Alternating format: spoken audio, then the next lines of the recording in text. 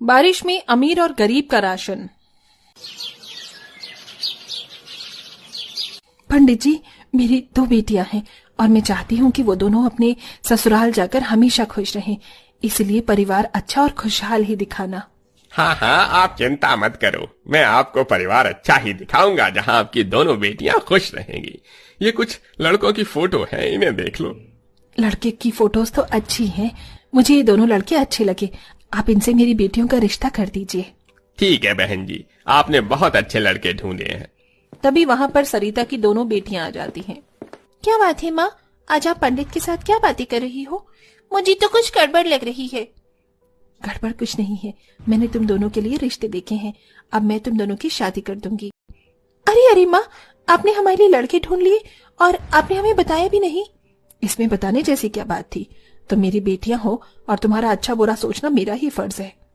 लेकिन माँ, मैं तो किसी और से प्यार करती हूँ। ये सुनते ही सरिता हैरान हो जाती है। ये क्या बोल रही हो तुम, किसी और से प्यार करती हो? कौन है वो लड़का?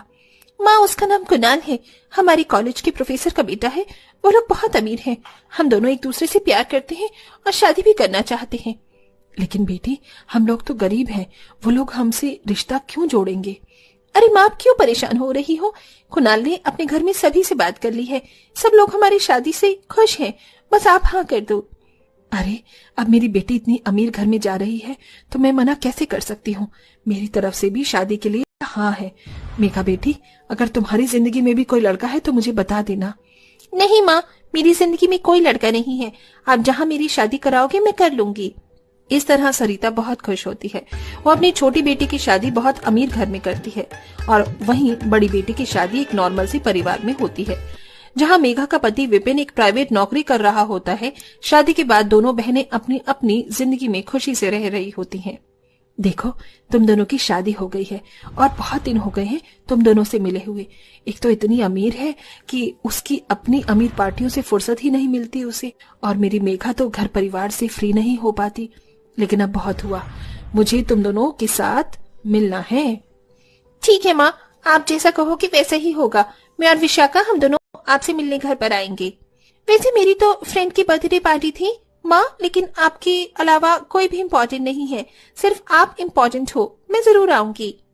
इस तरह दोनों बहनें अपनी माँ से मिलने उनके घर आती हैं, जहाँ अमीर बहन अपनी माँ के लिए बहुत सारे तोहफे लेकर आती है। माँ, ये देखो मैं आपके लिए क्या लेकर आई हूँ। इतने सारे तोहफे हैं कि आप इस्तेमाल करते करते थक जाओगी।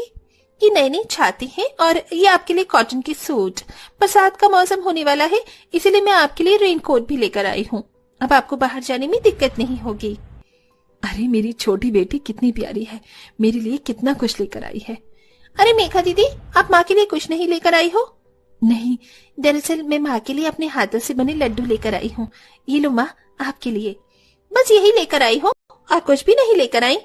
अरे, इतना ही काफी है, ये बहुत स्वादिष्ट लग रहे हैं। तुमने खुद बनाए हैं? हाँ माँ, मैंने खुद बनाए हैं। ये सुनकर सरिता मेघा को गले से लगा लेती है। अपनी माँ से मिलने के बाद दोनों बहनें वापस अपने ससुराल लौट जाती हैं, जहाँ अमीर वाले की जिंदगी तो बहुत खुशहाली से बीत रही थी, लेकिन वहाँ मेघा की जिंदगी में उतार चढ़ाव होते ही रहते हैं। विपिन जो प्राइवेट नौकरी कर रहा था, उसकी वहाँ से नौकरी भी छूट जाती है। इसके बाद वो कभी कभी मजदूरी करके घर चलाना शुरू कर देता है। ऐसे ही देखते देखते कुछ साल बीत जाते हैं और इन सालों में गरीब बहन को एक बेटी होती है और अमीर बहन को एक बेटा, जो अब 8 साल के हो चुके थे। माँ, बहुत जोरों से भूख लगी है। हाँ, मुझे पता है तुम्हें भूख लगी है, लेकिन मैं क्या करूँ? जरा देखो ना, बारिश कितनी हो रही है, बारिश में जाना बहुत मुश्किल होगा। हमारे पास तो छाता भी नहीं है, घर के अंदर सारा राशन खत्म हो गया है। जब से विपिन की नौकरी छूटी है, तब से ही ये सारी परेशानियां हो रही हैं। हे भगवान, और कब तक हम लोगों को ये सारी परेशानी देखनी होगी? मेघा बहुत देर से बारिश के रुकने का इंतजार कर रही होती है। बारिश की वजह से पूरा परिवार भूखा प्यासा बैठा होता है। इधर उसकी छोटी अमीर बहन अपने परिवार में आराम से एसी की हवा में बैठी होती है। तभी उसका बेटा नुपुर कहता है, मॉम, मुझे बहुत जोरों से भूख लगी है। मुझे अगर तुम्हें भूख लगी है तो मुझे बताओ, तुम्हें क्या खाना है? मुझे आपके हाथों की बनी हुई मसाला सेवई खानी है, जल्दी से बना दो ना माँ। अच्छा, तो आज आपको मेरे हाथों से बना हुआ खाना खाना है? चलो फिर रसोई में चलते हैं, वहाँ तुम बैठकर मुझे बातें करते रहना और मैं तुम्हारे लिए खाना बनाऊंगी। विशाखा जब अपनी रसोई में आती है तो वहाँ उसकी नौकरानी होती है जो उसे कहती है, अरे मैडम, आपको कुछ चाहिए था तो मुझे बता देते, मैं आपके कमरे में ही देने आ जाती। नहीं शांता, मुझे तुमसे कुछ नहीं चाहिए था। दरअसल आज मेरा बेटा मेरे ही हाथों का खाना चाहता है। चलो जल्दी से सेवई निकाल दो। अरे मैडम, मैंने आपको बताया तो था कि घर का राशन खत्म हो गया है। कल भी बताया था, आज फिर से याद दिला रही हूँ। ओफो, ये एंड टाइम पर राशन को भी खत्म होना था। लेकिन हम आज मसाला सेवई जरूर खाएंगे क्योंकि मेरे बेटे को मसाला सेवई खानी है। मैं अभी राशन फोन से ऑर्डर कर देती हूँ, घर पर आ जाएगा। वैसे भी बाहर बारिश हो रही है। विशाखा अपने फोन से राशन ऑर्डर कर देती है और राशन के आने का इंतजार करने लगती है क्योंकि बाहर बहुत तेज बारिश हो रही थी।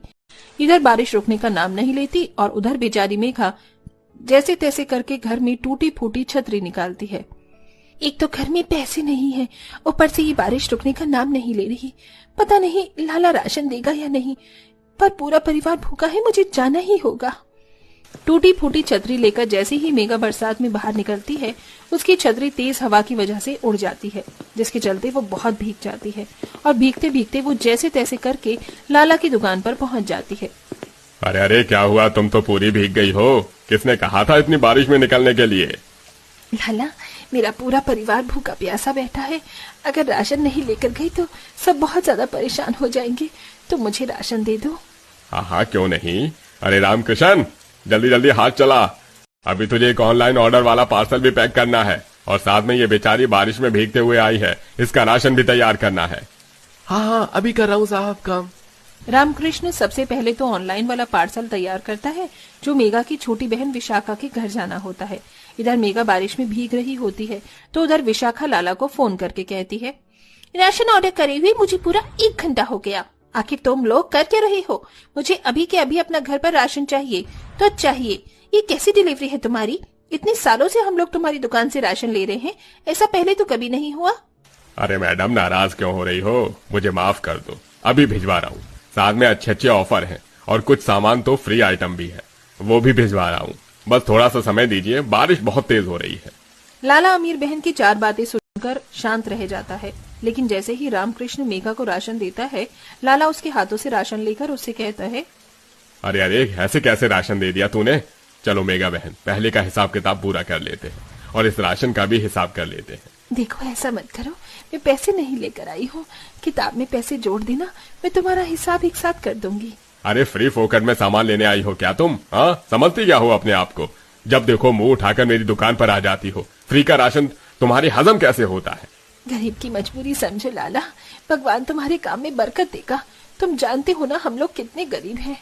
एक तो तुम हो इतनी गरीब और तुम्हारी बहन कितनी अमीर है। अरे मैं खुद अगर इसके घर डिलीवरी करने जाऊंगा तो 1000 रुपए मुझे अलग से फ्री में दे देंगे और तुमने तो मुझसे इतना राशन उधार ले लिया है कि अब मैं तुम्हें एक दाना भी नहीं दे सकता। ये सुनते ही मेघा लाला के पैरों में गिर जाती है। बहुत मुश्किलों से यहाँ तक आई हूँ लाला, अब ऐसा मत करो, राशन दे दो, पूरा परिवार भूखा है। नहीं मिलेगा तुम्हें राशन, चली जाओ यहाँ से। मैं तुम्हारी अमीर बहन के घर जा रहा हूँ राशन देने, वहाँ से मुझे एक्स्ट्रा में भी कुछ मिलेगा। लालच में आकर लाला मेघा को तो एक दाना तक नहीं देता और वहीं विशाखा के घर पहुंच जाता है, जहां लाला को देखकर विशाखा उसे टिप देने जा रही होती है कि तभी लाला उसे कह पड़ता है, आप कितनी अच्छी हो, मुझे टिप भी देती हो और आपकी वो गरीब बहन हमेशा राशन उधारी लेकर जाती है, कभी पैसे देती ही नहीं है। इस बार तो मैंने उसे भगा ही दिया। क्या कहा आपने? मेरी बहन वो आपसे उधार राशन लेती है? अरे और नहीं तो क्या। ऐसा कहते हुए लाला विशाखा को उसकी बहन की गरीबी के बारे में बताता है और उसने उसके साथ जैसा किया वो भी बताता है, जिसे सुनते ही विशाखा उसके मुंह पर एक जोरदार तमाचा मारती है। तुम जैसे लोगों को गरीबों की मदद करनी चाहिए, ना कि तुम्हें उन्हें सताना चाहिए। आइंदा मेरी बहन के साथ ऐसा बर्ताव किया तो मुझसे बुरा कोई नहीं होगा। अब दफा हो जाओ यहाँ से। उसी वक्त तेज बारिश में लाला का लाया हुआ सारा राशन विशाखा अपनी गाड़ी में रखती है और वो अपनी गाड़ी से अपनी बहन के घर पहुंच जाती है, जहां वो अपनी बहन के साथ उसके पूरे ससुराल वालों को भूखे प्यासे बैठे हुए देखकर हैरान रह जाती है। दीदी, आप इतनी परेशानियों से गुजर रही थी और आपने मुझे बताना जरूरी नहीं समझा? अरे बचपन से हम एक साथ पले बड़े, एक साथ शादी हुई, कभी आपने भी जाहिर नहीं होने दिया कि इतनी परेशानियां देख रही हैं आप। वो तो मुझे लाला के मुंह से पता चला कि उसने आपके साथ कैसा बर्ताव किया।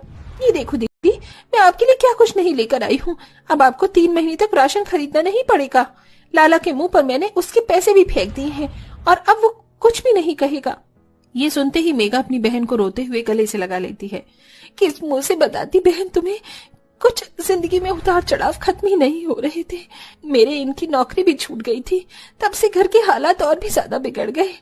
विशाखा मेघा के आंसू पोंछकर कहती है, दीदी अब आपको कोई परेशानी नहीं होगी, आपकी छोटी बहन आपके साथ है।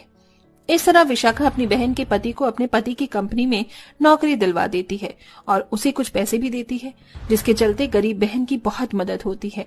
धीरे धीरे विशाखा अपनी गरीब बहन की सारी परेशानियों को खत्म कर देती है और अब मेघा एक नॉर्मल जिंदगी जीने लगती है और खुशी खुशी रहती है।